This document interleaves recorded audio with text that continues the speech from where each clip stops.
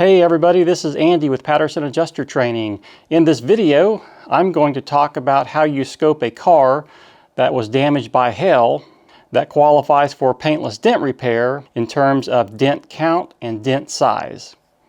Today, what I want to show you is how you scope a car. Now, there is PDR matrix out there, and you can Google them. There's all kinds of matrix out there for paintless dent repair. They break down the vehicle by panel.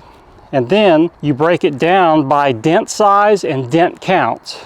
And so what you'll do is you generally have some magnets that you're going to use to help you size the dents correctly. So for example, if I find a dent here and I put this dime size magnet on it and I don't see any of the dent on the outside edges, then that hail dent is a dime. Once you establish the size, then you have to establish the dent count per panel. On the PDR matrix, you get to a tipping point where they can't do paintless dent repair on that particular panel. They either need to do a conventional repair or they're replacing the panel. Now in hoods, a lot of times you're going to find these hoods are aluminum. This one isn't aluminum because these magnets are sticking to it. If it was aluminum, there would be an upcharge for that.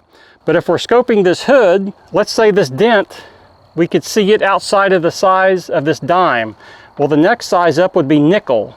So we would put a nickel down. If it covers it, then that dent is a nickel. It didn't cover it, then the next size up is a quarter.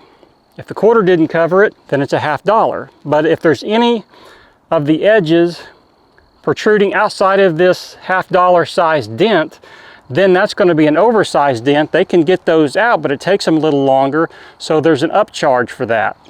Let's say you have 10 dents on this hood, and maybe 2 of them are dimes, 2 of them are nickels, and then there's 6 of them that are quarters. You're going to say 10 quarter-sized dents. Even though you don't have 10 quarters on there, the majority size is a quarter.